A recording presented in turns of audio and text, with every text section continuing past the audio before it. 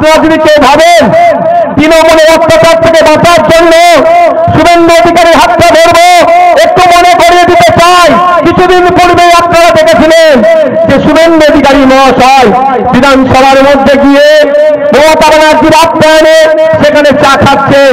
আর আপনারা যদি বলেন এই শুভেন্দু অধিকারীকে দিয়ে তৃণমূলের হাত থেকে বাঁচবো, তৃণমূলের অত্যাচার থেকে বাঁচবো, তাহলে দিবা স্বপ্ন ছাড়া আর কিছুই নয়। আমরা যারা উপস্থিত হয়েছি বা শাসকের ভয়ে অনেকে এখানে উপস্থিত হতে পারেনি বা বাইনারি পলিটিক্সকে ভয় পেয়েছি, নাকি বিজেপি চলে আসবে, নাকি তৃণমূলের হাত থেকে বাঁচতে গেলে বড় ফুলের হাতকে শক্ত করতে হবে, এই বাইনারির মধ্যে যারা ঢুকে গিয়েছি অনেকে আসতে পারেনি। অনেকে বাজারে মাইক অনেক দূরে দেওয়া হয়েছে, চায়ের দোকানে বসে চা খাচ্ছেন বা ওখানে বসে শোনার চেষ্টা করছেন। তাদের উদ্দেশ্যে আমার গুটি কয়েক কথা।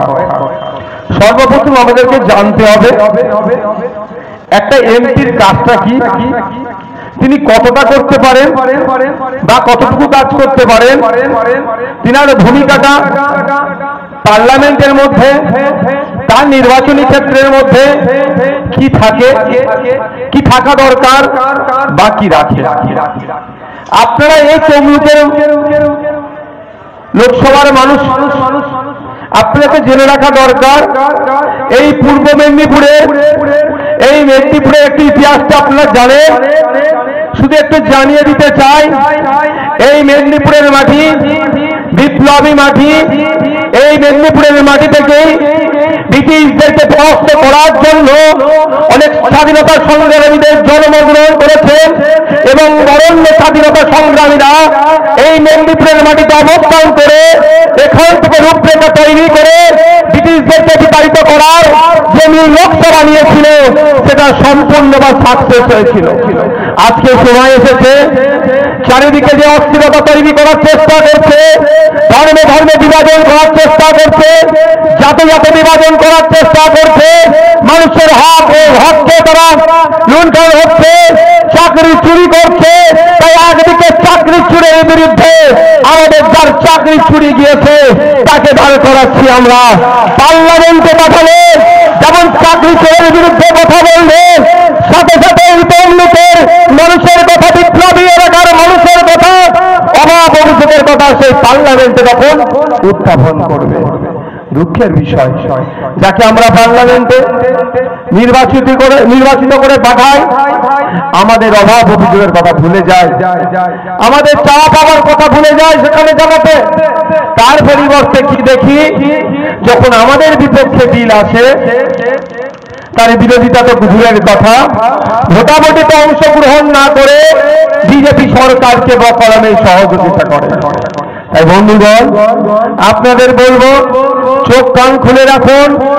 অন্যায় দুর্নীতির বিরুদ্ধে বলিষ্ঠ কণ্ঠে যারা বিগত দিনে লড়াই করে এসেছে, চাকরি চোরদের বিরুদ্ধে বলিষ্ঠ কণ্ঠে কলকাতা রাজপথ থেকে শুরু করে বিভিন্ন সময় বিভিন্নভাবে শাসকের চোখে চোখ রেখে লড়াই করেছে। শুধুমাত্র কলকাতা রাজপথে তাকে সীমাবদ্ধ রাখলে হবে না, দিল্লির রাজপথে বাঁচাতে হবে, দিল্লির আইনসভায় বাঁচাতে হবে। দিল্লি আইনসভায় গিয়ে শুধুমাত্র তমলুকবাসীর জন্য নয়, এই বিপ্লবী মাটির জন্য নয়, সারা বাংলার মানুষের জন্য, সারা দেশের মানুষের জন্য ঘনিষ্ঠ কণ্ঠে যে দেশের প্রধানমন্ত্রী হোক না কেন, কনসার্ট ডিপার্টমেন্টাল মিনিস্টার হোক না কেন, স্পিকার স্যারের মাধ্যমে চোখে চোখ রেখে কথা বলবে, তাকে আমরা আগামী মে মাসের 25 তারিখে খান চিহ্নে ভোট দিয়ে বিপুল ভোটে জয়যুক্ত করে পার্লামেন্টের মধ্যে পাঠাবো আমরা। শুধু কলকাতার রাজপথে সীমাবদ্ধ রাখলে হবে না, আইনসভার মধ্যে ঢুকাতে হবে। আইনসভার মধ্যে ঢুকালে কি বলবে? 2016 সালে পরীক্ষা দিয়েছিল সারা ভারতবর্ষ, পশ্চিমবাংলার 23 লক্ষ মানুষ, আমাদের আপনার মতো বাড়ির সুশিক্ষিত যারা আছে, উচ্চশিক্ষায় শিক্ষিত যারা হয়েছিল, তারা পরীক্ষা দিয়েছিল। 23 লক্ষের মধ্যে অনেকে পাস করেছে, অনেকে পাস করেনি। মেধার ভিত্তিতে যারা পাস করেছে তাদেরকে সাধুবাদ জানায়, কিন্তু দুঃখের বিষয় অনেকে সাদা খাতা জমা দিয়েছে। তাদেরা ভাইভাতে পাস করলো, তারা রীতিমতো চাকরি করছে। আর আপনি পানবাজে কাজ করেন, আপনার ছেলেটাকে কষ্ট করে যে দিন আনে দিন পান, যে মজুরি পান, তার থেকে পড়াশোনা করালেন, উচ্চশিক্ষায় শিক্ষিত করালেন, কিন্তু আপনার পক্ষে 15 লাখ 20 লাখ দেওয়ার সমর্থ নয়। আপনি পানবাজে কাজ করেন, আপনি যে লেবার, আপনি ভ্যান চালক, আপনি সবজি বিক্রেতা, আপনি কৃষক, আপনি উড়িষ্যায় গিয়ে কাজ করছেন, আপনি ভিন্ন রাজ্যে গিয়ে পরিবারকে ছেড়ে কাজ করছেন, মাস গেলে যেটা উপার্জিত হয় ঘরে পাঠাচ্ছেন। এই টাকার একটা অংশ থেকে আপনার পরিবারের ছেলে মেয়েটাকে পড়িয়ে উচ্চশিক্ষায় শিক্ষিত করলেন। সে মেধাযুক্ত হওয়ার পরেও, তার যোগ্যতা থাকার পরে আপনি 15 লাখ 20 লাখ না দেওয়ার ফলে আপনার ছেলের পরিবর্তে ওই বড় লোকের দামাই ছেলেটার চাকরি দিল, তার কোনো যোগ্যতা ছিল না। এই অন্যায়ের বিরুদ্ধে কলকাতা রাজপথে দাঁড়িয়ে যে সমস্ত বিপ্লবীরা, যে সমস্ত ছেলে মেয়েরা লড়াই করছে, তার প্রথম সারিতে ছিল আমাদের মাইউদ্দিন মাই ভাই। তাকে আমরা জোগাড় করলাম, তাকে আমরা নজরে রেখেছিলাম এখানে লড়াই করার জন্য। তমলিকের এই বিপ্লবী মাটিকে আমরা বেছে নিলাম। একদিকে চাকরি চোর আছে, তার বিরুদ্ধে তার চাকরি গিয়েছে, সে লড়াইটা করবে। মানুষ দেখার বিষয় আছে। আশা করছি মানুষ ন্যায়ের পক্ষে থাকবে, হকের পক্ষে থাকবে, চাকরি চুরিদের বিপক্ষে থাকবে। তার চাকরি চুরি গিয়েছে, তার পক্ষে নিয়ে তার যেমন চাকরি ফিরে পায়, সে লড়াই যেমন করবে।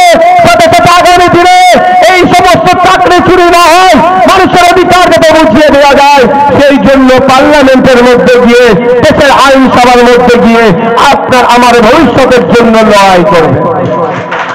আপনারা ডিসাইড করুন কাকে পাঠাবেন পার্লামেন্টে, কাকে পাঠাবেন? ওই চাকরি চোরদেরকে? ও তো চাকরি চোরের দলের লোক। শুধুমাত্র শিক্ষা দপ্তর চাকরি চুরি করেনি, এই মিডিয়ার মাধ্যমে বলছি। উনি যার কি চটি চাটতে খুব ভালোবাসেন বলেছিলেন না? বলেছিলেন নাকি চটি চাটতে খুব ভালোবাসবেন? তার উদ্দেশ্যে বলছি, তাকে উত্তর দিতে বলবেন। মুখ্যমন্ত্রীর নিজের দপ্তর যিনি চালান, যে দপ্তরের মাধ্যমে গ্রুপ ডি নিয়োগ হয়, সেই দপ্তরেও চাকরি চুরির অভিযোগ উঠেছে। এই অভিযোগ তুলে আপনাদের মেদিনীপুর, যার জন্য অনেকের জন্য বিখ্যাত, মেদিনীপুরের মাটি বিপ্লবী মাটি, শহীদ মতঙ্গিনী হাজিয়ার স্ট্যাচুর নিচে কলকাতার রাজপথে দেখুন গ্রুপ ডিতে মুখ্যমন্ত্রীর হাতে থাকা দপ্তরে চাকরি চুরি গিয়েছে। এই মর্মে আন্দোলন চলছে।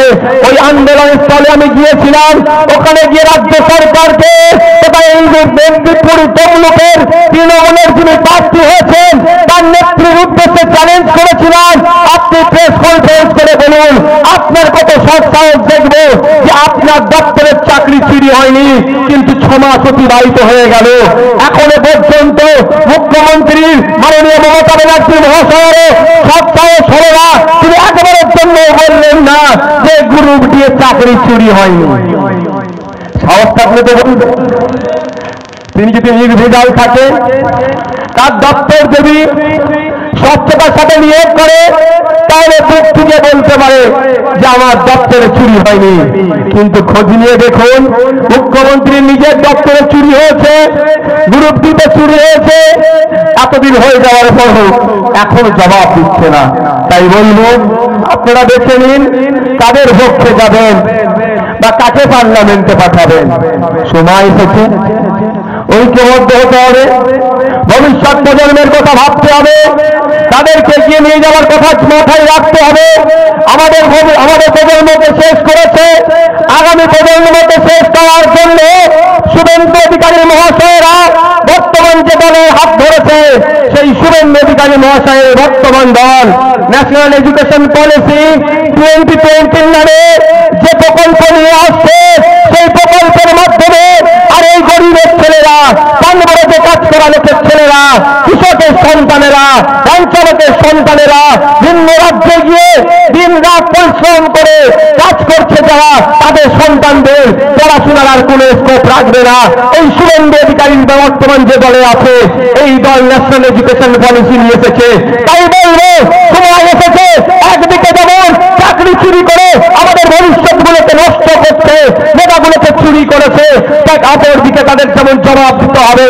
আর শুভেন্দু অধিকারী মহাশয় বর্তমান যে দলে আছে, সেই দল যে পলিসি নিয়ে এসেছে, আমাদের বাচ্চাগুলোর দিন আনে দিন খায় যারা যায় তারা, তাদের যা দিন আনে দিন খায় যারা, তাদের সন্তানগুলোকে, তথা দলিতের সন্তান, তথা আদিবাসীর সন্তান, তথা মুসলমানদের ছেলে মেয়েগুলো যে আর্থিকভাবে দুর্বল, তাদেরকে আর পড়াশোনার মুখ না দেখানোর সুকৌশলে পরিকল্পনা করছে। যারা আমাদের দলিতকে নষ্ট করার চেষ্টা করছে শিক্ষা থেকে, আদিবাসী সন্তানগুলোকে যারা আর্থিকভাবে দুর্বল, তাদেরকে আরো শিক্ষা থেকে দূরে ছেড়ে দেওয়ার চেষ্টা করছে।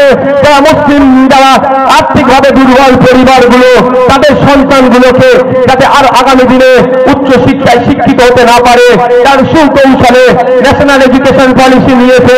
এক কথায় যারা আমরা বঞ্চিত সমাজের মানুষ, অত্যাচারী সমাজের মানুষ, বিপরীত সমাজের মানুষ, নিষ্পেষিত সমাজের মানুষ, তাদেরকে আরো শোষণ করার চেষ্টা করছে বর্তমান শুভেন্দু অধিকারী যে দলে আছেন সেই দল।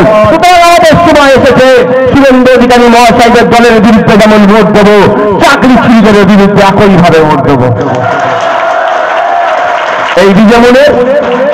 এই বিজেমুনের বিরুদ্ধে ভোট দিতে হবে। আপনারা যদি কেউ ভাবেন তৃণমূলের অত্যাচার থেকে বাঁচার জন্য শুভেন্দু অধিকারীর হাতটা ধরবো, একটু মনে করিয়ে দিতে চাই, কিছুদিন পূর্বেই আপনারা দেখেছিলেন যে শুভেন্দু অধিকারী মহাশয় বিধানসভার মধ্যে গিয়ে মমতা ব্যানার্জির আপ্যায়নে সেখানে চা খাচ্ছেন। আর আপনারা যদি বলেন এই শুভেন্দু অধিকারীকে দিয়ে তৃণমূলের হাত থেকে বাঁচবো, তৃণমূলের অত্যাচার থেকে বাঁচবো, তাহলে দিবা স্বপ্ন ছাড়া আর কিছুই নয়। আর যদি কেউ ভাবেন বিজেপিকে আটকাতে হবে, এই ন্যাশনাল এডুকেশন পলিসি যারা নিয়ে এসেছে তাদের বিরুদ্ধে ভোট দিতে হবে, কৃষক বিরোধী বিল যারা পাস করছে তাদের বিরুদ্ধে ভোট দেওয়ার জন্য তৃণমূলকে বেছে নিতে হবে, তাহলেও কিন্তু আপনারা দিবা স্বপ্ন দেখছেন। কদিন আগে একটা ভিডিও দেখলাম, ঘাটালের বিজেপির প্রার্থী বলছেন যে আমি অফিসে গিয়েছিলাম, কামাকি স্ট্রিটে বা তৃণমূলের অফিসে গিয়েছিলাম আমার দলের অনুমোদন নিয়ে। বিজেপির অনুমতি নিয়ে তৃণমূলের অফিসে যাচ্ছে, মানে বুঝতে পেরেছেন দিনের শেষে এরা বিজেমূল। গতকালকে একটা লিফলেট ফেসবুকে ঘুরতে ঘুরতে আমার কাছে আসলো, মেইনস্ট্রিম মিডিয়াও খবর করেছে, বালুরঘাটের তৃণমূলের পদপ্রার্থী, এমপি সিটের পদপ্রার্থী বিপ্লব মিত্র মহাশয় বলছেন আমাকে ভোট দিলে দেবেন, নাহলে আমার পরিবর্তে আপনি বিজেপিকে ভোট দেন। মানে ভাবতে পেরেছেন যে ওরা ভাগটা এক জায়গায়, তৃণমূলের ভাড়ে যেখানে, বিজেপির ভাড়ে সেখানে, সেই ভাগটা হচ্ছে আরএসএস। যে আরএসএস বঞ্চিত মানুষের জন্য সবসময় ভয়ঙ্কর রূপ ধারণ করে অত্যাচারী মানুষদেরকে আরো কিভাবে শোষণ করা যাবে, আরো সেই পরিকল্পনা বারবার নিচ্ছে। সেই আরএসএস পরিচালিত এই বিজেপি সরকার ক্ষমতায় আসার পরে আপনারা যদি তথ্য তুলে দেখেন, সব থেকে বেশি অত্যাচারিত, সব থেকে বেশি বঞ্চিত, সব থেকে বেশি লাঞ্ছিত হয়ে থাকে সেটা আমার দলিত সমাজের মা বাবা ভাই বোনেরা। এই আরএসএস পরিচালিত বিজেপি সরকার আসার ফলে আমার আদিবাসী জমি জঙ্গলের উপরে সব থেকে বেশি প্রকোপ করেছে, সব থেকে বেশি কেড়ে নিয়েছে। এই আরএসএস পরিচালিত বিজেপি সরকার আসার ফলে হিন্দু মুসলমানের মধ্যে বিভাজন সব থেকে বেশি হয়েছে। এই আরএসএস পরিচালিত বিজেপি সরকার আসার পরে মানুষে মানুষে বিভেদ, নারীদের সম্মানে আঘাত থেকে শুরু করে, সেই উন্নয়ন থেকে শুরু করে, আশরাফ থেকে শুরু করে, আসিফা কাশ্মীর থেকে শুরু করে বিভিন্ন বিজেপি পরিচালিত রাজ্যগুলোকে দেখুন কিভাবে নারীদেরকে ধর্ষণ করা হচ্ছে। শুধু ধর্ষণ করে থামতে হয়নি, এই বড় বড় বিজেপি সরকারের আমলে তাদেরকে জ্বালিয়ে দেওয়া হচ্ছে। ঠিক যেভাবে পশ্চিম বাংলাতে আমরা নদিয়ার হাসপাতালিতে দেখেছিলাম আমার দলিত বোনের উপরে অত্যাচার হয়েছিল। এই বিজেপি সরকার আরএসএস দ্বারা পরিচালিত, এর ভাড়টা নাগপুরে, আর তৃণমূলের ভাড় কোথায়? নাগপুরে। সেই জন্য বলছে ভোট দেওয়ার আমাকে হলে দাও, না হলে আমাকে না ভোট দিলে বিজেপিকে দেবে। বুঝতে পারছেন?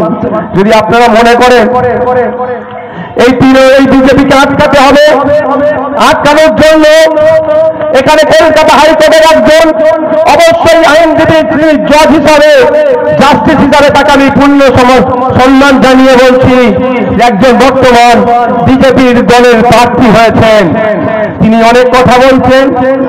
আমি তার কথাকে সম্মান দিয়ে শুধু এতটুকু বলতে চাই, যিনি গান্ধী আর গোডসের মধ্যে ব্যাপারকে বেছে নেবেন, এই ব্যাপার বেছে নেওয়ার সৎ সাহসটুকু দেখায়নি আগামী দিনে পার্লামেন্টে গিয়ে ধর্মনিরপেক্ষতার উপরে অল্প উঠবে, এই সমাজতান্ত্রিকতার বিরুদ্ধে যখন কথা বলবে, গণতন্ত্রের বিপক্ষে যখন কথা বলবে, তিনি কিভাবে প্রতিবাদ করবেন? যখন চাকরি চুরিদের বিরুদ্ধে কথা হবে, তিনি কিভাবে প্রতিবাদ করবেন?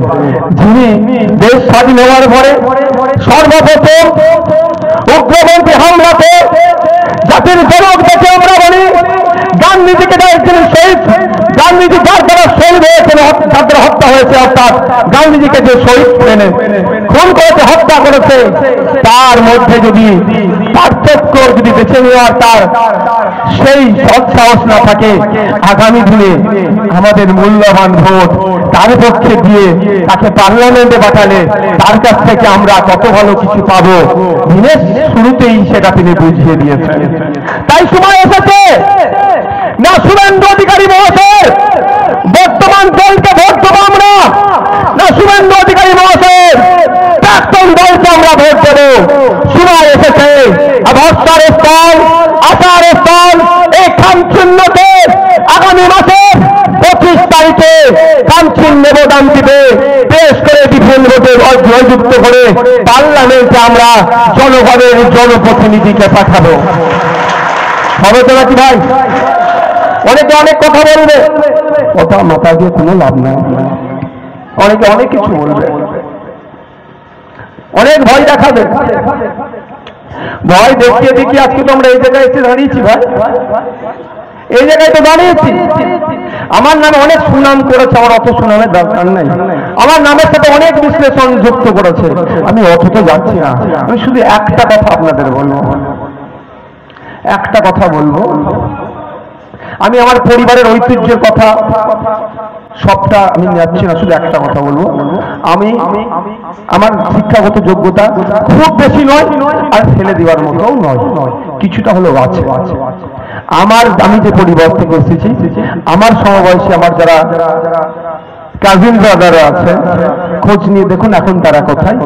এই সন্ধ্যা হবে, গাড়ি নিয়ে বার হবে, কার মতো তারা যে যার গন্তব্যস্থলে যাবে, আপনারা তাদেরকে ডাকেন। অনেকে আপনাদের মধ্যে এখানে আছেন ধর্মীয়ভাবে যারা মুসলিম, ভিন্ন ধর্মের মানুষদের মধ্যে আছে যারা ধর্মীয় পরিচয়ে মুসলিম, তারা ডাকেন। 2 ঘন্টা 1.5 ঘন্টা তাদের কাছ থেকে ধর্মীয় উপদেশ নেন, আবার তাদেরকে আপনারা উপটোকন দিয়ে তাদেরকে বিদায় জানান।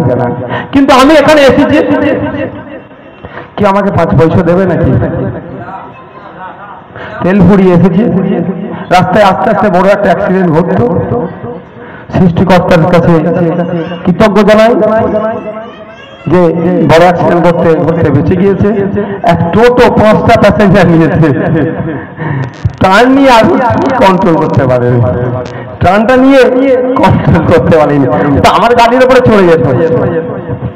খুব জোরে আমাদের নিজের গাড়িকে আমরা সেভ করে নিয়েছি, কোনো দুর্ঘটনা ঘটেনি, ঘটতে পারত।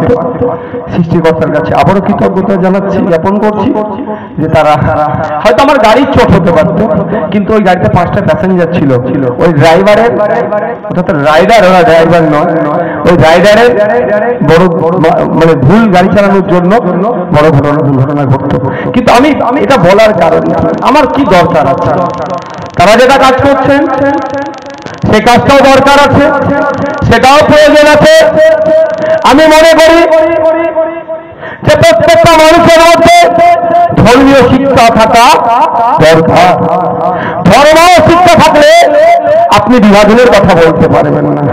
আজকে সুরেন্দ্রবাবু নিজেকে বড় সনাতনী ধর্মের অনুসারী বলে দাবি করছে, এই মেদিনীপুরের জমিন থেকে দাঁড়িয়ে আমি এই রামতরফ থেকে বলছি, শুভেন্দু অধিকারী মহাশয়ের কথা বলছি। আপনি নিজেকে বড় এখন ধার্মিক বলছেন, নিজেকে বড় সনাতনী বলছেন, আপনার মুখ থেকে যখন বিভাজনের কথা বলে, কোন সনাতনী কোন ধর্মগ্রন্থে বিভাজনের কথা বলেছে সেটাও আমাকে জানাবে। উনি কথাই কথায় রামরাজ্যের কথা বলে, উনি কথাই কথায় উত্তরপ্রদেশে উদাহরণ দেয়, উনি কথাই কথায় সনাতনী বলে। আপনাদের জেনে রাখা দরকার, ওনারা যে রামরাজ্যের কথা বলছেন, ওনারা যে গেরুয়ার কথা বলছেন, এই গেরুয়ার সাথে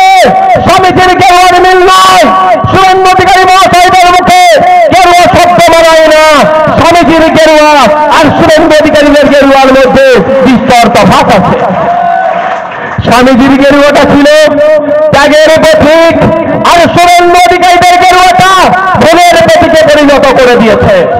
তাই সময় এসেছে শুভেন্দু অধিকারীর হাত থেকে স্বামীজির সম্মানার্থে গেরুয়াকে কেড়ে নিতে হবে শুভেন্দু অধিকারীদের কাছ থেকে।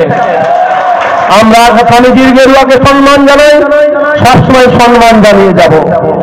আজকে বড় বড় কথা বলছে, যেটা বড় সনাতনী বলছে শুভেন্দু বাবু, আর মুখে বিভাজনের কথা আমরা দেখতে পাইনি।